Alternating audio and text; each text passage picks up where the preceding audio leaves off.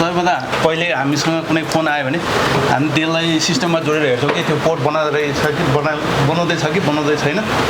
अनि पोर्ट बनायो भने नर्मल पोर्ट बनाउँछ कि अथवा पोर्टै बनाउँदैन कि कस्तो बनाउँछ हेर्छौँ। अनि त्यसपछि अब कुनै पोर्ट बनाएन भने हामी त्यसलाई पहिला चार्जिङ ज्याकमा 5 भोल्ट दिएर यहाँबाट हामी 5 भोल्ट दिन्छौँ र त्यो डिसी आइसीमा आएको कि आएको छैन हामी ओबिपी आइसी हुँदै आएको कि आएको छैन चेक गर्छौँ।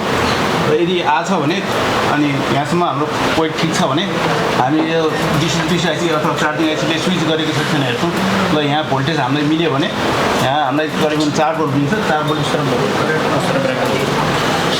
यहाँ हामीलाई 4 भोल्ट मिल्छ। यदि 4 भोल्ट मिलेको छैन भने हामीले डिसीमा चेक गर्नुपर्ने हुन्छ, डिसी आइसीमा चेक गर्नुपर्ने हुन्छ। यहाँ 4 भोल्ट मिल्यो भने र हाम्रो स्विचिङ भइसकेपछि 4 भोल्ट मिल्छ र त्यो हामीलाई पिएममा जान्छ, पिएम आइसीमा जान्छ र अर्को 1.8 भोल्टेज पनि हाम्रो पिएम आइसीलाई इनेबल गर्नलाई जान्छ।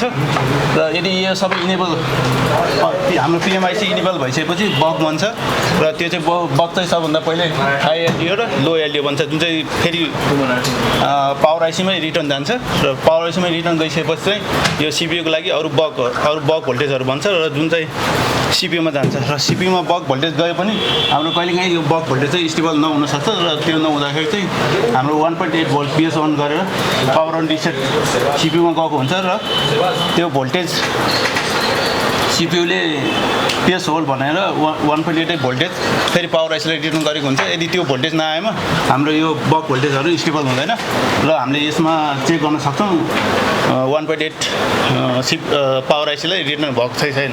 यदि रिटर्न भएको छ भने यो हाम्रो स्टेबल हुन्छ र स्टेबल भएपछि हाम्रो अटो पोर्ट बन्छ। अटो पोर्ट बनेपछि हाम्रो अर्को काम भनेको एएमसी अब हाम्रो ठिक छ कि छैन चेक गर्नुपर्ने हुन्छ।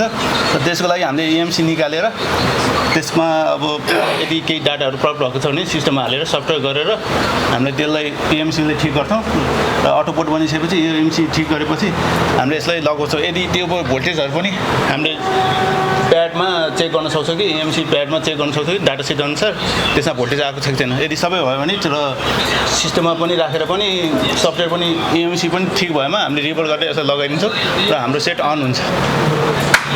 यस्तो नलेज दिनुको लागि थ्याङ्क यू।